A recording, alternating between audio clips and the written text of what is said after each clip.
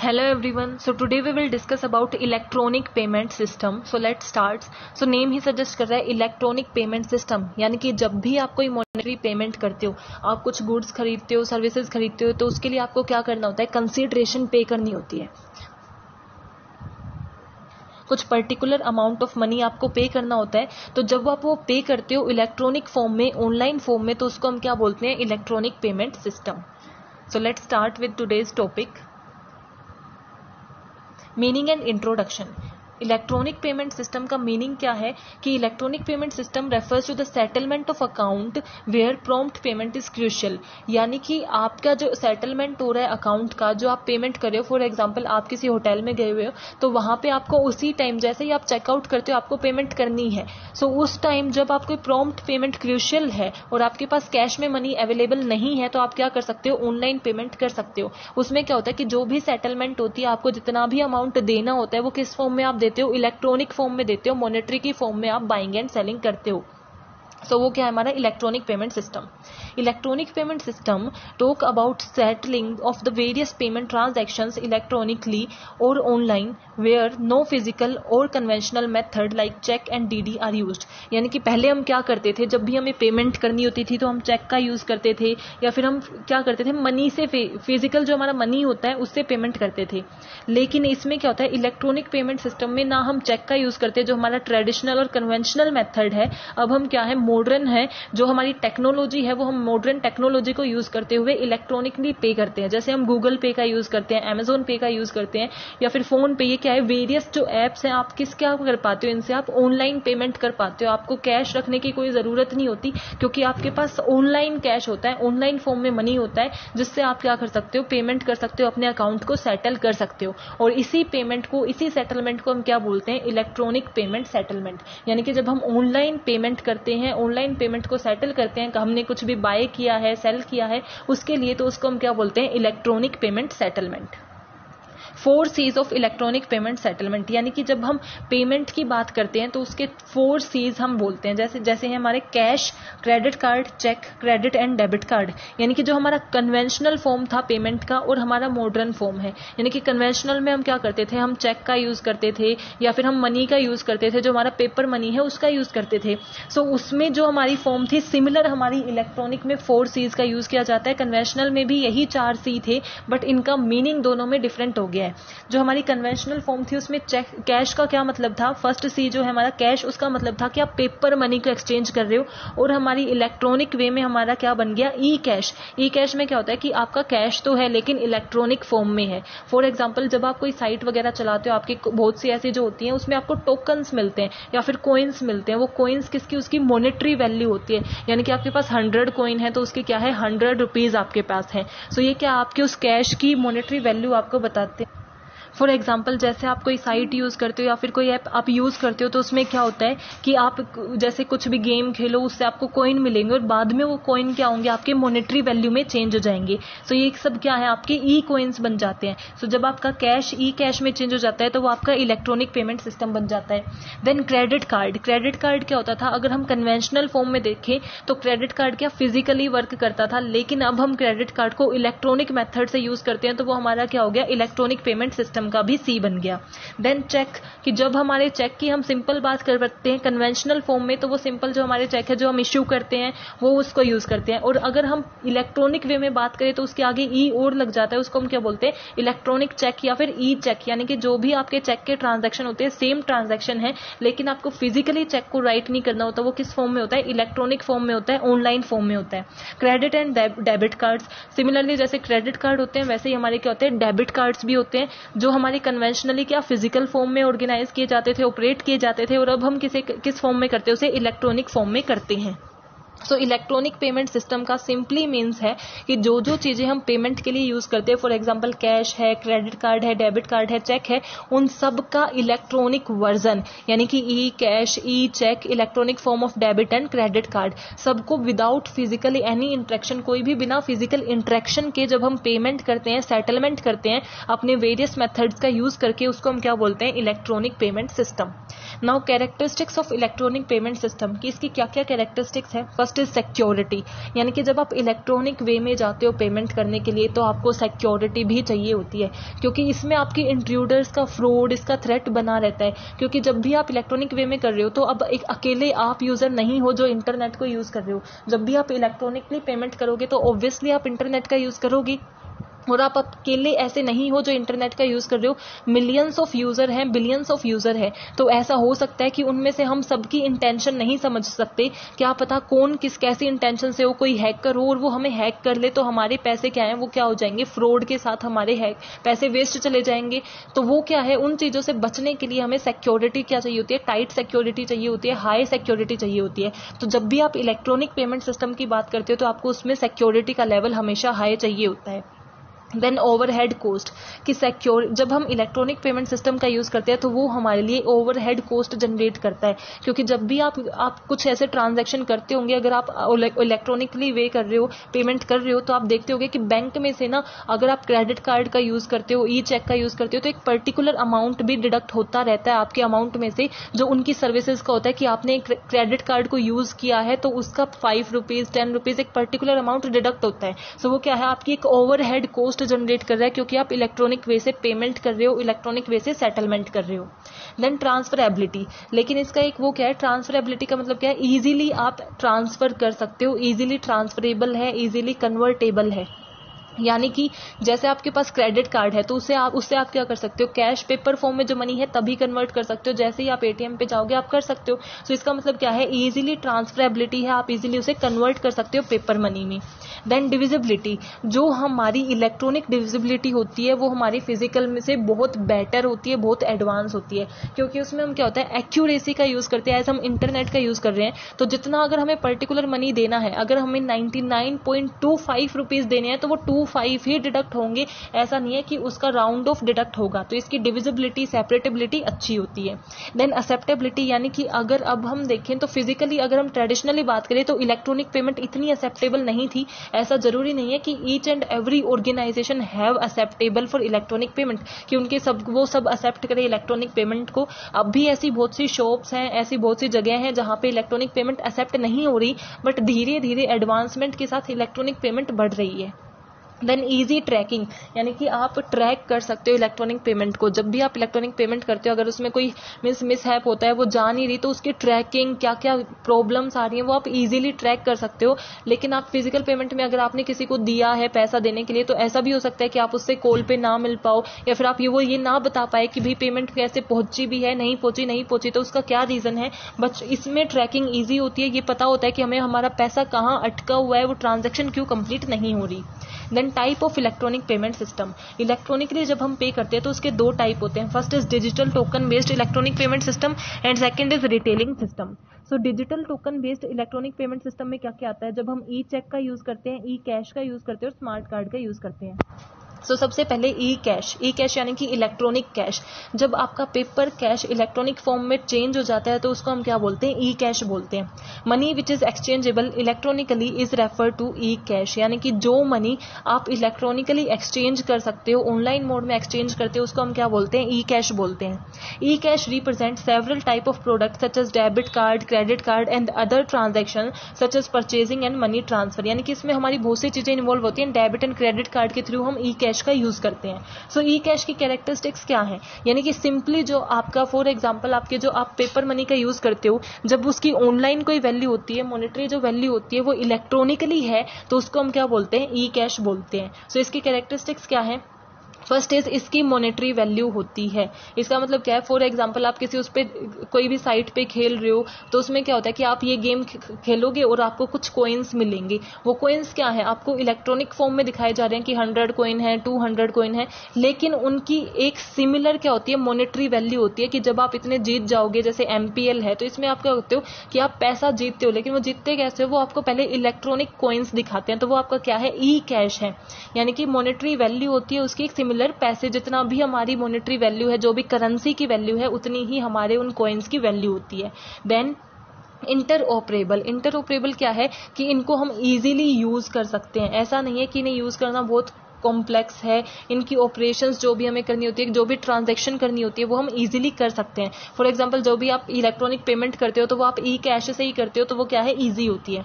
Then storable and रिट्रीवेबल, इसका मतलब क्या है कि जो भी आपका मनी है, फॉर एग्जांपल आपके जो भी मीन्स ई पे, गूगल पे आप यूज कर रहे हो, तो उसमें आपका जो भी मनी सेव है तो वो इजीली स्टोर हो सकता है। ऐसा नहीं है कि आपको अपनी पॉकेट में रखना पड़ रहा है, लेकिन वो इजीली कहीं ना कहीं उसका डाटा रिकॉर्ड होता है, डाटा बेस होता है, लेकिन वो सब किस फॉर्म में होता है, इलेक्ट्रॉनिक फॉर्म में होता है। तो इजीली स्टोरेबल भी है। एंड रिट्रीवेबल का मतलब क्या है कि जब भी आपको रिट्राइव करना है, पैसा उसमें से निकालना है, तो आप इजीली निकाल सकते हो।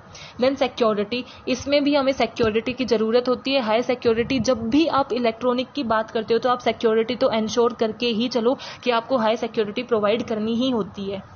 Process of E cash transaction, कि ई कैश की ट्रांजैक्शन होती कैसे है। सबसे पहले क्या है, आप कस्टमर हो, ये लेके चलो, और अभी आपका ई कैश का कोई अकाउंट ही नहीं है, कैसे प्रोसीजर होगी अगर आपको इलेक्ट्रॉनिकली पे करना है ई कैश से, तो कैसे होगा। Customer request for an ATM और एनी कार्ड, कि सबसे पहले कस्टमर को रिक्वेस्ट करनी पड़ेगी बैंक से कि या तो उनका एटीएम बनाए या फिर उनका कोई डेबिट या क्रेडिट कार्ड बनाए। जैसे ही उनका वो इश्यू होगा, means when the devices are generated a customer code is also generated, कि जैसे ही जो आपने रिक्वेस्ट की थी तो उनका जैसे ही कार्ड जनरेट हो रहा है, फॉर एग्जाम्पल वो आपको कार्ड बना के दे रहे हैं, तो उस कार्ड के साथ साथ आपका एक कोड भी जनरेट होगा जो हर कस्टमर का वेराइज होता है, यानी कि हर कस्टमर के साथ जो कोड है वो डिफरेंट होता है। तो आपके कार्ड के साथ साथ आपका क्या कोड भी जनरेट होगा। The cash is digitally converted into E coins, जैसे ही आपका वो जनरेट हो जाएगा तो जितना भी आपका कैश बैंक में था या फिर जितना कैश आप चाहते हो वो इलेक्ट्रॉनिक फॉर्म में क्या कर दिया जाएगा, कन्वर्ट कर दिया जाएगा, यानी कि आपका पेपर मनी ई कॉइंस में क्या हो जाएगा, चेंज हो जाएगा। Whenever the device operated, the customer send the coin number to the bank, यानी कि अब आप किसी होटल में गए, आपके पास आपका कार्ड है जिसका क्या कन्वर्ट हो चुका है, तो जब जब आपको उसका ऑपरेशन करना है, जब जब आपको यूज करना है, तो सबसे पहले आपका जो कोड है ना वो किसके पास जाएगा, बैंक के पास जाएगा। जैसे ही आपने मीन्स आप स्कैन करते हो तो वो स्कैनिंग क्या होती है, सबसे पहले थर्ड पार्टी के पास जाती है, बैंक के पास जाती है, जो वो क्या करता है, उसको ये देखता है कि हाँ ये वैलिड है भी या नहीं, कोई फ्रॉड तो नहीं कर रहा है, इसका मिसयूज तो नहीं हो रहा। जैसे बैंक वेरिफिकेशन दे देता है, bank debit the account and sign the coin to the verify, यानी कि अगर उसने उनको वेरीफाई हो गया, वैलिडेशन चेक हो गई बैंक की तरफ से, थर्ड पार्टी की तरफ से, तो आपका अकाउंट क्या हो जाता है, डेबिट हो जाता है, यानी कि उसमें से उतने पैसे डिडक्ट हो जाते हैं जो आपने पेमेंट की है। कस्टमर पे थ्रू ई कैश और कॉइन्स, यानी कि उसने ई कैश और कॉइन के थ्रू क्या कर दिया, पेमेंट कर दिया जब वैलिडेशन चेक हो गई। नाउ जिसको आपने पेमेंट किया है यानी कि सेलर को, receiver deposit this coin to the bank, अब वो क्या करेंगे, अब उस पैसे को कहां करेंगे, खुद के बैंक में डिपॉजिट करेंगे। जिनको आपने पेमेंट की है वो उस पैसे को इलेक्ट्रॉनिक फॉर्म में है तो आप उनके हाथ में तो पकड़ा नहीं रहे पैसे, तो वो अब अपने बैंक में भेजेंगे, तो उनका बैंक को क्या करेगा, वैलिडेशन चेक करेगा कि क्या ये वैलिड है या नहीं। जैसे ही वैलिडेशन चेक होगी आपका जो डिपॉजिट है वो कंफर्म हो जाएगा और पेमेंट कंप्लीट हो जाएगी। तो ये हमारा क्या है, प्रोसीजर था ई कैश ट्रांजैक्शन का, कि हम क्या करते हैं, सबसे पहले एटीएम बनवाते हैं या फिर हमारा क्या होता है, कोई भी हम कार्ड लेते हैं, उसके बाद डिवाइस जनरेट किया जाता है जिसमें हमारा कोड भी जनरेट होता है, जो हमारी जो हमें प्रोसेसिंग करनी होती है वो सारे, जब भी हमें पे करना है हम पे करते हैं, हमारी वैलिडेशन चेक होती है एंड फाइनल हमारा डिपॉजिट हो जाता है। इशू रिगार्डिंग ई कैश, यानी कि ई कैश में क्या क्या प्रॉब्लम आती है जब आप ई कैश का यूज करते हो। तो फर्स्ट इज डबल स्पेंडिंग, कई बार क्या होता है कि हमें कंफ्यूज हो जाते हैं कि हम एक ही कॉइन को कई बार यूज कर लेते हैं, उसकी दो दो जगह स्पेंड कर देते हैं, यानी कि डुप्लीकेसी के चांस बढ़ जाते हैं। सो डबल स्पेंडिंग के चांसेस होते हैं। देन एक्स्ट्रा चार्जेस, ये मैंने मीनिंग में ही बताया था कि जब हम इलेक्ट्रॉनिक पेमेंट का यूज करते हैं तो हम ओवरहेड कॉस्ट, क्योंकि हमें चार्ज लगते हैं, जब भी हम कार्ड का यूज करते हैं, एटीएम का यूज करते हैं, तो बैंक हमसे चार्ज लगाता है उस चीज को यूज करने के, सो हमें एक्स्ट्रा चार्जेस पे करने होते हैं। देन अदर प्रॉब्लम क्या है, वैलिडिटी ऑफ कार्ड, कि ये कुछ टाइम के लिए ही वैलिड होगा। फॉर एग्जाम्पल अब आपके पास एक पेपर मनी है, अगर जब तक वो है वो रहेगा, वैलिड रहेगा, ऐसा नहीं है। Means demonetisation is a different case, वो ऐसा नहीं है रोज होता है, लेकिन वो आपका जो पैसा है वो वैलिड रहता है। लेकिन कार्ड्स का क्या है, उसकी 2 साल की वैलिडिटी होती है, 5 साल की होती है, उसके बाद वो वैलिड नहीं रहता। सो ये एक प्रॉब्लम है। Then every business institution does not have the electronic payment mode, ऐसा जरूरी नहीं है कि हर बिजनेस इंस्टीट्यूशन का क्या हो, इलेक्ट्रॉनिक पेमेंट वो रेडी हो करने के लिए, एक्सेप्ट करने के लिए। सो ऐसा जरूरी नहीं है कि हर कोई इलेक्ट्रॉनिकली एक्सेप्ट करे। मिनिमम बैलेंस, हमें मिनिमम बैलेंस जो रखना होता है ना वो हमारे नॉर्मल अकाउंट से भी ज्यादा होता है, इसलिए मिनिमम बैलेंस की भी प्रॉब्लम होती है। देन इलेक्ट्रॉनिक चेक, अब हमने डिस्कस किया ई कैश, अब हम कर रहे हैं ई चेक यानी कि electronic way of cheque. It is an electronic cheque book which is also called net cheque, यानी कि इसको हम नेट चेक भी बोलते हैं। It is prefer by people who want to purchase on credit, यानी कि ये हमें क्या प्रोवाइड कराती है, क्रेडिट प्रोवाइड कराते हैं, यानी कि उधार पे आपको पैसे प्रोवाइड कराती है। फॉर एग्जाम्पल आप कहीं गए हो और आपके पास पैसे नहीं है तो आप ई चेक के थ्रू क्या कर सकते हो, क्रेडिट पे पैसे ले सकते हो और पे कर सकते हो। User must register with the third party before making payment, यानी कि इसकी एक कंडीशन होती है कि जो भी आपकी थर्ड पार्टी है, बैंक है, फाइनेंशियल इंस्टीट्यूशन है, उसके साथ आपको रजिस्टर होना जरूरी है उस ई चेक का यूज करने से पहले।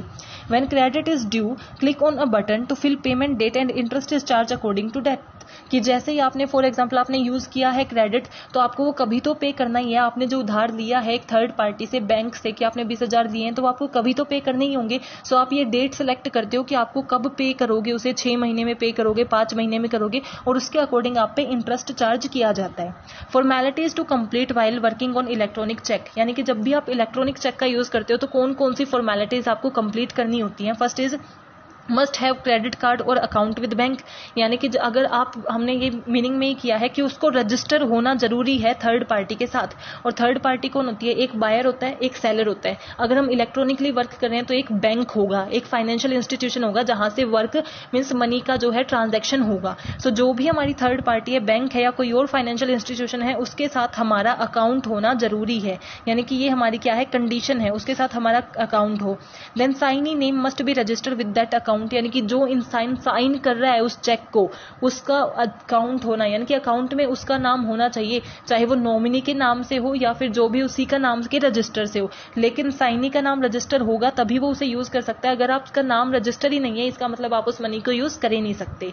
Then third party and financial institution are verified, जो भी थर्ड पार्टी आप यूज कर रहे हो, बैंक का आप यूज कर रहे हो या फिर किसी और फाइनेंशियल इंस्टीट्यूशन का यूज कर रहे हो, तो वो वेरीफाइड होने चाहिए, अप्रूव्ड होने चाहिए। ऐसा नहीं है आप फ्रॉड थर्ड पार्टी का यूज कर रहे हो, वेरीफाइड थर्ड पार्टी का आपको यूज करना है।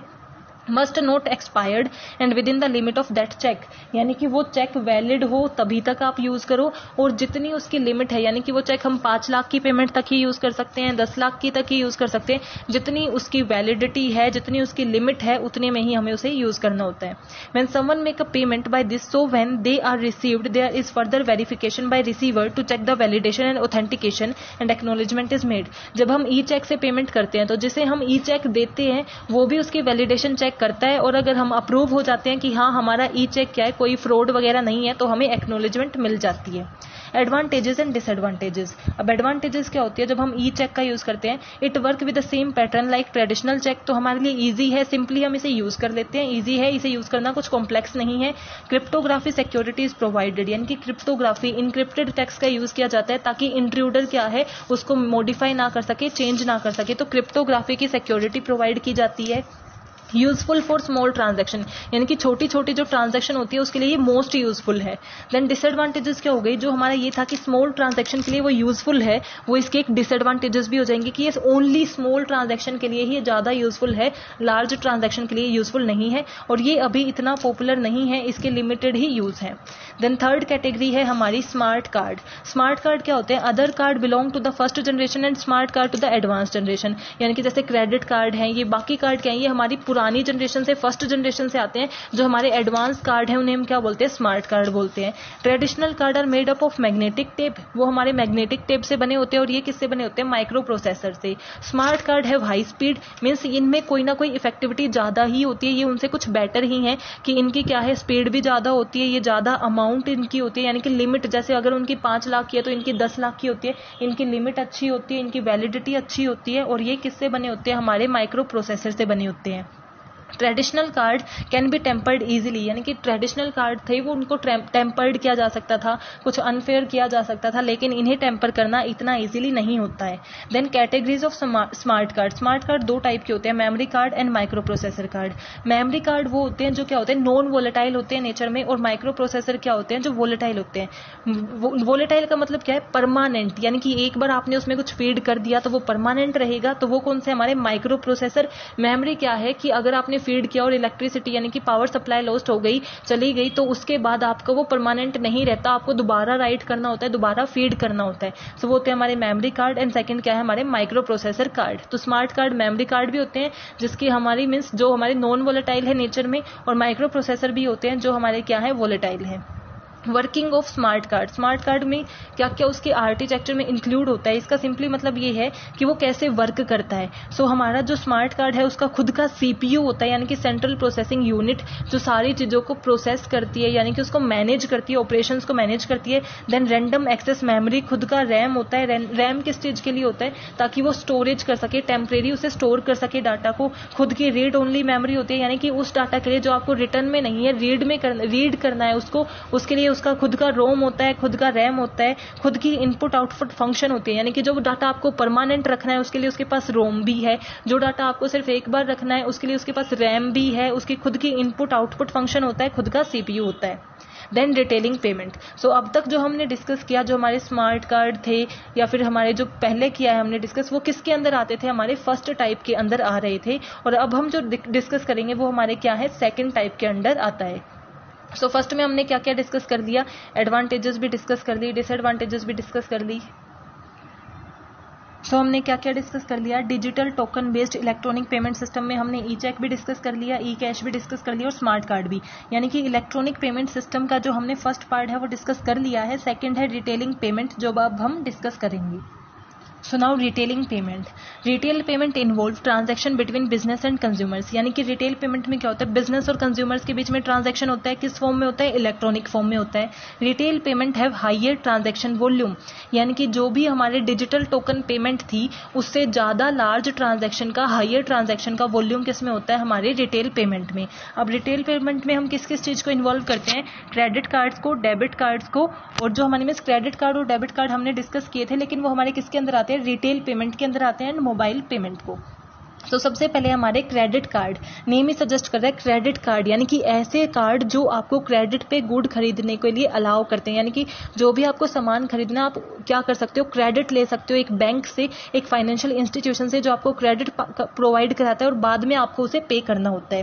Credit card is use to borrow money and buy products and services on credit, यानी कि आप क्या कर सकते हो, उधार पे ले लेते हो एक फाइनेंशियल इंस्टीट्यूशन से, एक थर्ड पार्टी से पैसे को, इलेक्ट्रॉनिकली फॉर्म में बैंक आपको क्या करता है, क्रेडिट फैसिलिटी प्रोवाइड करता है, जिसके ऊपर आपको इंटरेस्ट भी चार्ज किया जाता है।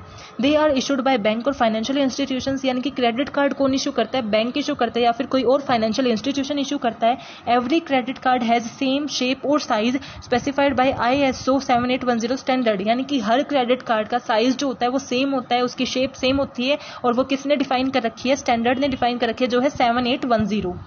The use of credit card is defined by its own meaning in initial digit of the numbers, यानी कि जो भी आपका क्रेडिट कार्ड होता है ना, उस पे 16 डिजिट का एक नंबर लिखा होता है, और उसके जो शुरू के नंबर होते हैं वो ये डिफाइन करते हैं कि ये कार्ड किस चीज़ के लिए यूज़ किया जाएगा। जैसे जो कार्ड 3 से शुरू होता है वो हमारे एंटरटेनमेंट के लिए यूज़ किया जाता है, जो 5 से शुरू होता है वो हमारे मास्टर कार्ड के लिए यूज़ किया जाता है। तो जो हमारे कार्ड के सामने की जो इनिशियल डिजिट होती हैं वो डिफाइन करती हैं कि ये कार्ड किस चीज़ के लिए यूज़ किए जाते हैं। Then type of credit card, credit card बहुत से टाइप की होती है, जैसे प्रीमियम क्रेडिट कार्ड, यानी कि जो सबसे हाईएस्ट जो आपको फैसिलिटी प्रोवाइड कर रहे हैं, जो हमारे क्या बोलते हैं प्लैटिनम कार्ड्स जो मिलते हैं वो प्रीमियम के अंदर आते हैं। Then cashback credit card, cashback credit card क्या होते हैं, ऐसे क्रेडिट कार्ड जिनकी आप जब पेमेंट करोगे, जिनके क्रेडिट के आप पेमेंट करोगे तो आपको इंश्योर करते हैं कि कुछ ना कुछ अमाउंट आपको वापस मिलेगा, कैशबैक मिलेगा, उसको हम बोलते हैं कैशबैक क्रेडिट कार्ड्स। यानी कि जितना आपने मनी बोरो किया है, जब आप उसकी पेमेंट करते हो तो आपको कुछ कैशबैक मिलता है। Gold credit cards and silver credit cards, यानी कि प्रीमियम की क्या होती है, सबसे ज़्यादा फैसिलिटी होती है। देन उसके बाद हमारे आते हैं gold credit card, then silver credit cards, जो जिनकी फैसिलिटी यानी कि उनकी वैलिडिटी अमाउंट थोड़ा थोड़ा कम होता रहता है। Then airline credit cards, airline credit card क्या होते हैं, ये हर इंडिविजुअल को नहीं मिलते। ऐसा पर्सन जो बार बार ट्रैवल करता है, एयरवेज पे ट्रैवल करता है, तो एयरलाइंस क्या करती है, उन्हें क्रेडिट कार्ड फैसिलिटी प्रोवाइड करती है। यानी कि वो हर हफ्ते ट्रैवल कर रहा है या फिर वीक में भी 2-3 बार कर रहा है, तो उन्हें क्रेडिट कार्ड की फैसिलिटी जब एयरलाइन प्रोवाइड करती है कि कभी ऐसा टाइम आए कि उसके पास मनी ना हो तो वो क्रेडिट कार्ड को यूज कर सकता है, तो उसको हम क्या बोलते हैं, airline credit card. Then low interest credit card, ऐसे क्रेडिट कार्ड जिनका इंटरेस्ट रेट लो होता है उनको हम क्या बोलते हैं, low interest credit card. Then lifetime free credit card यानी कि ऐसा क्रेडिट कार्ड जिनकी वैलिडिटी फॉर लाइफ टाइम होती है, यानी कि जब तक आप जियोगे तब तक आपका वो क्रेडिट कार्ड की वैलिडिटी क्या होती है, चलती रहती है, आपकी लाइफ टाइम में क्या रहेगी, वैलिड रहेगा। देन को ब्रांडेड क्रेडिट कार्ड यानी कि 2-3 कंपनीज मिलकर जब आपको एक कार्ड इशू करती है उसको हम बोलते हैं को branded credit cards. Secure electronic transaction यानी कि जब भी आप क्रेडिट कार्ड का यूज करते हो आपको सिक्योरिटी चाहिए होती है, सिक्योरिटी के साथ आप ट्रांजैक्शन करना चाहते हो, तो सिक्योरिटी में आपको क्या इंश्योर करना होता है, confidentiality, integrity and authentication. Confidentiality का मतलब क्या होता है कि जो भी डाटा यानी कि आपके क्रेडिट कार्ड का नंबर क्या है, आपका कोड क्या है, वो कॉन्फिडेंशियल रहेगा, जो आपकी थर्ड पार्टी जानती है वो और किसी के साथ शेयर नहीं किया जाएगा, आपका डाटा कॉन्फिडेंशियल रहेगा, यानी कि और कोई भी थर्ड पर्सन उस डाटा के बारे में कोई भी एक्सेस नहीं कर पाएगा, उसे की कॉन्फिडेंशियलिटी मेंटेन रखना। देन इंटीग्रिटी, इंटीग्रिटी का मतलब क्या है, उसमें कोई मॉडिफिकेशन नहीं होगा, कंटैमिनेशन नहीं होगा, यानी कि जो आपने कोड रखा है कोड वैसा का वैसा रहेगा, उसे और कोई चेंज नहीं कर सकता, उसमें कोई चेंजेस नहीं कर सकते, मॉडिफिकेशन नहीं कर सकते, जैसा था डाटा वैसा का वैसा ही रहेगा, इंटीग्रिटी और एक्यूरेसी मेंटेन रहे। एंड ऑथेंटिकेशन, ऑथेंटिकेशन का मतलब ये है कि आपको ये कोड वगैरह क्यों दिए जाते हैं, ताकि आपकी ऑथेंटिकेशन चेक हो सके। फॉर एग्जांपल आप कोई भी चीजें यूज करते हो, जैसे आप G5 ऐप यूज करते हो, हॉटस्टार यूज करते हो, तो आप क्या कर सकते हो, उस पर लॉक लगा सकते हो, तो उसके बाद आपको आपकी लॉगिन आईडी होती है और पासवर्ड होता है, तब आप क्या करते हो, उसको एक्सेस करते हो। क्यों? क्योंकि ये देखा जाता है कि जो हमारा यूजर एक्सेस कर रहा है वो रियल में वही है ना जिसको एक्सेस करना चाहिए, कोई फ्रॉड तो नहीं है, उसका ऑथेंटिकेशन चेक किया जाता है। सो हमारी ऑथेंटिकेशन अगर चेक होगी तो हमारी सिक्योरिटी भी बनी रहेगी। क्रेडिट कार्ड आर्किटेक्चर इन्वॉल्व्स, यानी कि इसमें कौन कौन इन्वॉल्व होते हैं क्रेडिट कार्ड का, जब हम यूज करते हैं मर्चेंट यानी कि सेलर जिसको हमें पैसे देने हैं, देन क्रेडिट कार्ड होल्डर यानी कि बायर, फॉर एग्जांपल मैं बायर हूं तो मैं क्या हूं, क्रेडिट कार्ड होल्डर हूं, जिसको मैं पैसे दूंगी वो क्या है, मर्चेंट है। देन इश्यूअर यानी कि एक बैंक जिससे मैंने क्रेडिट कार्ड लिया है वो कौन है, इश्यूअर है क्रेडिट कार्ड के। एक्वायरर, ये हमारे फाइनेंशियल इंस्टीट्यूशन है, यानी कि पैसा उन्हीं के पास जाएगा। एंड पेमेंट गेटवे, यानी कि हम पेमेंट का ही गेटवे, पेमेंट को ही यूज कर रहे हैं, उसी का ट्रांजैक्शन हो रहा है। एडवांटेजेस एंड डिसएडवांटेजेस, अब क्रेडिट कार्ड यूज करने के एडवांटेजेस क्या हैं, simple and easy to use, ऐसा नहीं है कि बहुत ज्यादा फॉर्मेलिटीज है, बहुत उनको पूरा करने के बाद हमें इसे समझना पड़ता है वरना बिल्कुल समझ नहीं आता है, ऐसा कुछ नहीं है, इतना कॉम्प्लेक्स नहीं है, इजिली हम इसे क्या कर सकते हैं, यूज कर सकते हैं। हमें क्रेडिट प्रोवाइड कर रहा है, यानी कि हम तब भी परचेज कर सकते हैं जब हमारे पास मनी नहीं है। Credit issue company share risk, यानी कि जो कंपनी आपको क्रेडिट इशू कर रही है ना वो आपके साथ रिस्क को शेयर करती है, आप अकेले रिस्क को बियर नहीं करते, ये इसकी एडवांटेजेस होती है। डिसएडवांटेजेस क्या है कि इनकी ट्रांजैक्शन कॉस्ट हाई होती है, जैसे जितना आप क्रेडिट कार्ड को यूज करते हो ना उतनी उसकी कॉस्ट लगती रहती है, तो ट्रांजैक्शन कॉस्ट ज्यादा है। और सिक्योरिटी, यानी कि इलेक्ट्रॉनिकली अगर आप यूज कर रहे हो तो सिक्योरिटी का इशू तो रहता ही रहता है। सेकंड है डेबिट कार्ड, जैसे क्रेडिट कार्ड होते हैं सिमिलर हमारे डेबिट कार्ड के भी वही यूजेस वही आर्किटेक्चर होता है, बस क्या चेंज हो जाता है कि डेबिट कार्ड हमें कोई क्रेडिट फैसिलिटी अलाउ नहीं करता, जितना पैसा हमारे अकाउंट में है ना उसी को हम इलेक्ट्रॉनिक फॉर्म में यूज कर सकते हैं। Debit card is card uses by bank that combine the function of ATM card and cheque, यानी कि बैंक ही हमें इशू करती है और उसको कैसे कैसे फंक्शन देते हैं, हमें एटीएम और चेक जो प्रोवाइड करता है ना वो फंक्शन हमें डेबिट कार्ड प्रोवाइड करते हैं। इनको हम क्या ई पर्स भी बोलते हैं, जैसे पर्स में जितने हमारे पास पैसे होते हैं हम उतने ही खर्च कर सकते हैं, सिमिलरली हमारे डेबिट कार्ड में जितने पैसे होंगे बस इलेक्ट्रॉनिक फॉर्म में हम उसी को खर्च कर सकते हैं। They are wallet size card embedded with programmed microchips that store detail of money and use instead of paper cash, यानी कि पेपर कैश की जगह हम डेबिट कार्ड का यूज कर सकते हैं, लेकिन इसमें हमें कोई क्रेडिट फैसिलिटी नहीं मिलती, जितने पैसे हमारे पास हैं उसी में हम बाइंग एंड सेलिंग कर सकते हैं। Debit card can be used for withdraw cash at ATM. It also uses store to pay goods and services. यानी कि हमें कुछ खरीदना हो, ATM से पैसे निकालने हो, उसके लिए हम डेबिट कार्ड का यूज करते हैं, लेकिन इसमें हम एक्स्ट्रा मनी नहीं निकाल सकते, जितना हमारे पास है उतना ही हम निकाल सकते हैं। And final is mobile payment. Mobile payment simple है, जब आप अपने स्मार्टफोन से पेमेंट करते हो, जैसे जो गूगल पे है या फिर जो इतने भी ये पेइंग ऐप हैं ये हमारे क्या है, मोबाइल पेमेंट के ही एग्जाम्पल हैं। It is also called mobile internet access, यानी कि इसमें आपको किसी कार्ड वगैरह की जरूरत नहीं होती, इसमें जो भी आप पेमेंट करोगे वो मोबाइल से करोगे, अपने स्मार्टफोन से करोगे। और वो पेमेंट किस चीज से रिलेट हो सकती है कि आपने कोई म्यूजिक डाउनलोड करना है उसके लिए पे करना है, कोई बुक मंगानी है, टिकट बुक करनी है, तो इसका पेमेंट आप कैसे कर सकते हो, अपने मोबाइल से, स्मार्टफोन से, उसको हम क्या बोलते हैं, mobile payment. It can be done by 3 modes, कि ये 3 तरीके से की जा सकती है। SMS बेस्ड ट्रांजैक्शनल पेमेंट, यानी कि जब आप SMS का यूज करते हो, SMS से आपके पास कोड आएंगे और उसको आप यूज करके आप मोबाइल पेमेंट कर रहे हो, तो उसको हम बोलेंगे SMS यानी कि मैसेज वाला। और फिर है direct mobile billing. Direct mobile billing यानी कि आपके पास OTP आता है, कॉल आता है, उसके बाद डायरेक्टली आप कर रहे हो, आप SMS का भी यूज नहीं कर रहे, डायरेक्ट बिलिंग आप कर रहे हो, आपके पास फोन आ जाता है और डायरेक्टली आप क्या करते हो, उसको OTP शेयर करके आप बिलिंग करते हो, पेमेंट करते हो। Then mobile web payments. Web payment यानी कि आप किसी वेबसाइट पे विजिट करते हो और उसके बाद पेमेंट करते हो, यानी कि आप www वर्ल्ड वाइड वेब का जब आप यूज करते हो पेमेंट में, तो वो हमारा होता है mobile web payments. It involve security threats such as fraud and theft. हर एक में जब भी आप इलेक्ट्रॉनिक की बात करते हो तो आपके सिक्योरिटी थ्रेट तो होते ही हैं, यानी कि क्या पता कब फ्रॉड हो जाए, कुछ मेल फंक्शन हो जाए। और सबसे ज़्यादा हमारा मर्चेंट रिस्क होता है, यानी कि जो हमारा सेलर है वो तो रिस्क बियर करता ही है, क्योंकि सारी ट्रांजैक्शन ऑनलाइन हो रही हैं, तो उसके पास पैसे आएंगे या नहीं आएंगे, कोई फ्रॉड तो नहीं है। तो ये सब इन्वॉल्व किया जाता है। और इससे हम कैसे बच सकते हैं? अगर हम इंक्रिप्शन का यूज़ करें, ऑथेंटिकेशन का यूज़ करें, फायरवॉल का यूज़ करें। So I hope you are clear with this topic. If you have any doubt, please mention in comment section. Thank you.